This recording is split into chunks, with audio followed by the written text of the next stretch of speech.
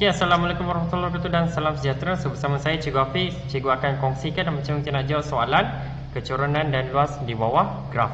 Okey, so inilah contoh soalan SPM tahun 2020 Terengganu. So, kita tengok soalan. Rajam 4.1 menunjukkan graf laju masa bagi sebuah basikal dalam tempoh 45 saat. Laju seragam basikal itu pada 15 saat pertama ialah 10 meter per saat. Okey, so bila kita baca soalan ni, mula-mula kita tengok pada graf ni lah. Okey, so kita tengok pada graf. So ni graf apa? Ini adalah graf speed dan juga time, laju dan masa. So dia kata soalan dia kata, soalan tanya, lengkapkan graf pada rajah 4.2 untuk menunjukkan pergerakan basikal dengan laju seragam. So dekat sini kita tengok rajah 4.1 menunjukkan graf laju masa bagi sebuah basikal dalam tempoh 45 saat. Maknanya betul lah, daripada sini sampai ke sini 45 saat. Laju seragam basikal tu pada 15 saat pertama ialah 10 meter per saat. So ini yang dia punya keyword dia. Dia kata laju seragam. Apa maksud laju seragam? Laju seragam tu maknanya dia samalah, dia tak naik dan juga tak turun. Pada 15 saat pertama. Maknanya pada 15 saat pertama ialah pada mula-mula ni. Mula-mula ialah 10 meter per saat. Maksudnya kita ambil daripada satu garisan kat sini, kita sambungkan saja ke sini dengan garis lurus. So ini jawapannya 10 meter per saat. Okey, siap untuk bahagian A. Okey, sekarang kita sambung soalan tadi. So sekarang bahagian B pula. So kita tengok dari sini dia tanya jarak yang dilalui oleh basikal tu sebelum mencapai laju maksimum. So bila dia kata jarak, kalau untuk graf laju dan masa, bila kita nak cari jarak bermaksud kita kira luas. So maksudnya kita nak kira luas sebelum dia mencapai laju maksimum. Mana laju maksimum? Laju maksimum ialah 20 meter per saat ni lah. So mana kita kena kira luas segi empat ni dan juga trapezium. So kita tengok, kita buat lah. So luas segi empat ni maksudnya kita tengok berapa dia punya panjang darab lebar dia. Sebab ni segi empat, so panjang darab lebar sama dengan 10 kali 15. So ni akan dapat 150.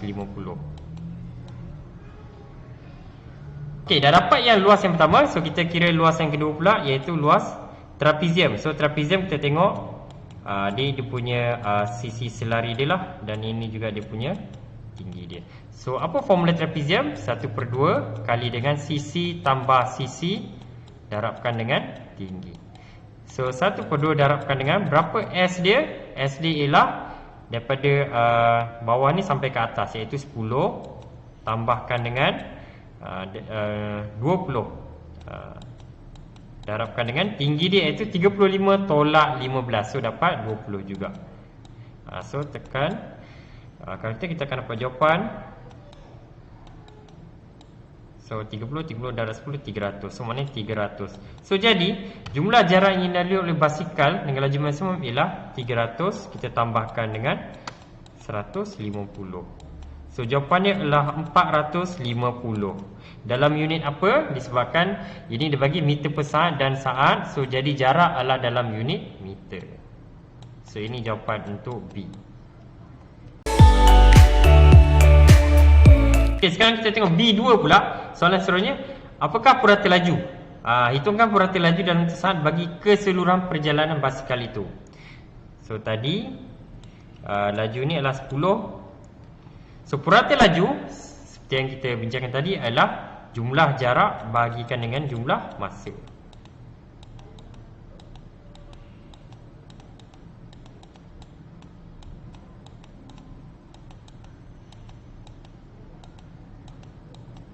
So masuk kita kena kira jumlah jarak keseluruhan lah, iaitu nombor 1 tadi, nombor 2 dan nombor 3.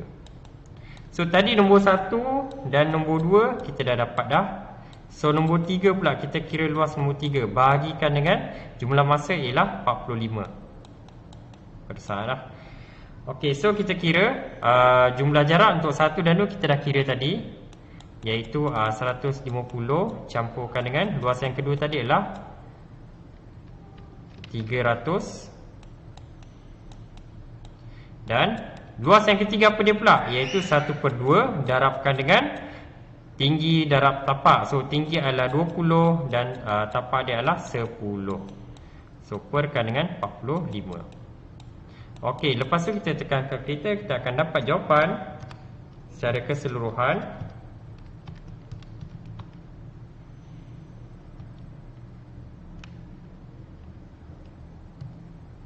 (12.2). So jadi 12.22 meter per saat. Okay, so inilah jawapan untuk soalan Terengganu.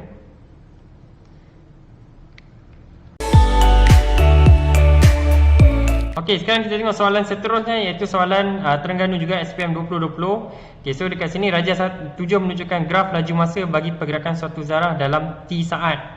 Okey, soalan pertama A. Of course, yang pertama sekali bila kita nak jawab soalan ni lah kita tengok graf.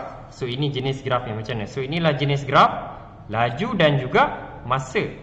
So kita tengok soalan A, dia tanya nyatakan laju seragam. So ingat lagi apa cikgu cakap, laju seragam tu adalah laju yang dia tak naik dan juga tak turun. Maknanya laju seragam adalah bahagian sinilah. Ini laju seragam dia. So bermaksud dia nak dalam apa dia? Dalam meter per saat. Itu kena tengok. So jadi meter per saat adalah, jawapan A ni adalah 28 meter per saat. Satu. Ini je, senang je. Rugilah kalau tak dapat jawab soalan ni. Okey. Okey, seterusnya untuk bahagian B, hitung kadar perubahan laju dalam meter per saat zarah itu dalam 6 saat yang pertama. Okey, so dekat sini dia nak 6 saat yang pertama, bermaksud daripada sini sampai ke sinilah. So ingat lagi apa keyword kadar perubahan laju. So keyword kadar perubahan laju adalah dia sama macam kira kecerunan, formula kecerunan, iaitu Y2 tolak Y1 per X2 tolak X1. So dekat sini kita kena tahu untuk 6 saat pertama, ini dia punya pergerakan dia. So jadi ini koordinat dia adalah 6, 28. Ini koordinat dia adalah 0, 18. So jadi dekat sini kita labelkan lah. So ni X1 Y1, sini X2 Y2. Lepas tu kita gantikan kat dalam persamaan kecerunan tadi, formula kecerunan. So jadi 28 tolakkan dengan 18 perkan dengan 6 tolak 0. So kita akan dapat jawapan 10 per 6 sama juga 1.67. So jadi kita boleh bagi jawapan 10 per 6 meter per saat kuasa 2. So ini jawapan dia.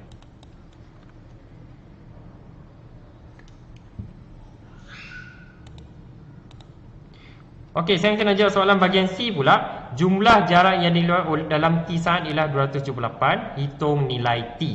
Okey, banyak soalan SPM keluar dalam bentuk macam ni juga. Okey, so jadi jumlah jarak yang dilalui dalam T ialah 278. So kita kena tahu bila dia kata jumlah jarak dan graf yang dibagi adalah laju dan masa, maknanya kita kena kira luas. Okey, so maknanya kita kena kira luas. Nombor 1, bahagian 1 ni adalah luas trapezium dan nombor 2 ni adalah luas segi 4. So kita masukkan dalam formula, iaitu formula trapezium 1/2 darab sisi tambah sisi darabkan dengan tinggi. So 1/2 darabkan dengan berapa sisi dia untuk bahagian pertama ni. So sisi dia adalah 18. So 18 tambahkan dengan yang sisi kedua ni adalah 28. Darabkan dengan berapa tinggi dia daripada sini sampai sinilah, iaitu 6. So kamu tekan kalkulator akan dapat jawapan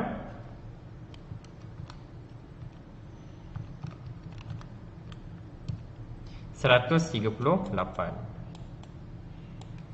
Okey, nombor 2 pula.